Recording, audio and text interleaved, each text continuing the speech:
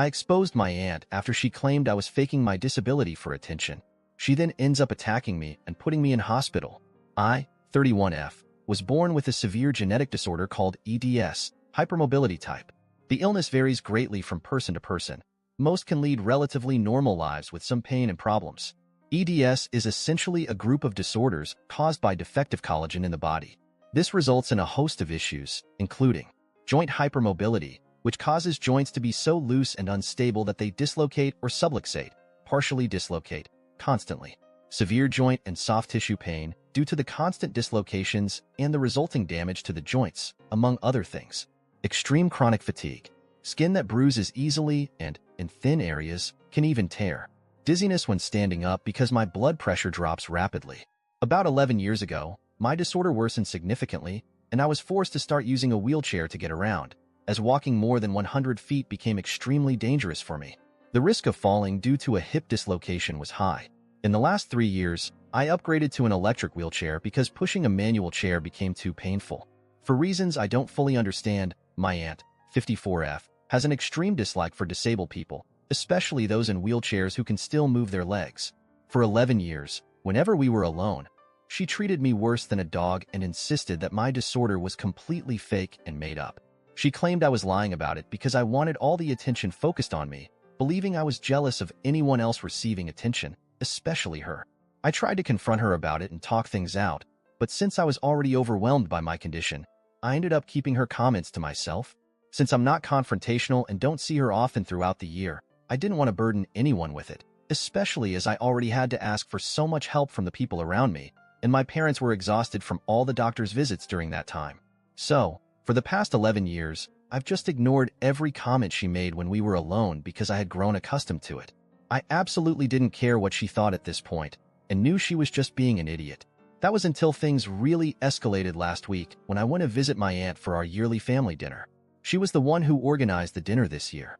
All was going well until she drank more than usual and became a lot snarkier toward me in front of the family. This caused some family members to call her out and tell her it was inappropriate and uncalled for. She silently fumed, giving me death stares afterward. My parents noticed this and kept an eye on her.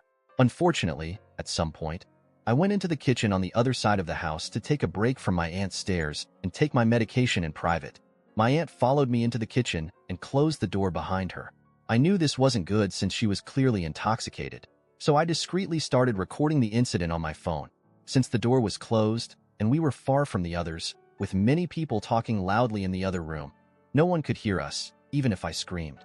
My aunt began asking if I was enjoying being an attention hog and ruining her dinner by humiliating her. I slowly tried to maneuver my wheelchair toward the door while apologizing, telling her that wasn't my intention. At that point, I tried to say what she wanted to hear so I could get to safety. She started raising her voice, accusing me of being jealous of her success and faking my disorder out of laziness. She began calling me every name in the book, yelling nonsense at me. I started to think she might be having a mental breakdown and began crying, pleading with her to let me go.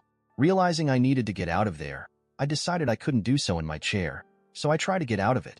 Unfortunately, she turned violent and pushed me back into the chair hard. She screamed that she wasn't done yet, and that liars like me needed to be taught a lesson. She started hitting me in the face as hard as she could, which dislocated my jaw. Then she tried to pull me out of the chair, dislocating my arm, but I fought back, so she failed. She then somehow managed to push my chair over on its side, causing my foot to get stuck behind the footrest. Luckily, my dad, noticing my absence and that my aunt was also gone, became concerned and began searching for me. My father later told me I let out such a blood-curdling scream that it was audible throughout the entire dining room, prompting him and my mom to sprint toward the sound. At this point, I was starting to lose consciousness from the pain. I remember my dad bursting through the door.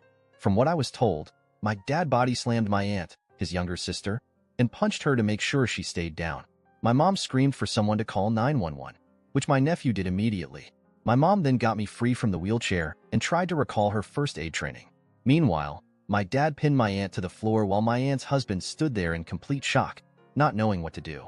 The police and ambulance arrived, and they put my aunt in cuffs. She screamed at my dad, asking how he dared to lay hands on a woman, no less his sister. My uncle then tried to defend my aunt, claiming they didn't know what had happened and that I could have tipped over myself after trying to attack her. He insisted his wife would never do something like this and that it had to be provoked. He apparently said much worse things, but my parents won't specify what exactly. I regained consciousness at this point, likely due to receiving some strong pain medication. It's still a blur because the medication left me disoriented. I was taken away by the ambulance while my aunt was taken to jail. At the hospital, I was found to have multiple fractured ribs, a dislocated arm, and a dislocated jaw. I also suffered a concussion from the punches, but the worst damage was to my foot, which turned out to be broken.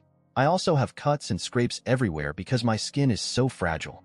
Fortunately, the injuries weren't severe enough to require surgery, but with my disorder, it will take at least 10 weeks in a cast, followed by physical therapy, although my ankle will likely be permanently damaged.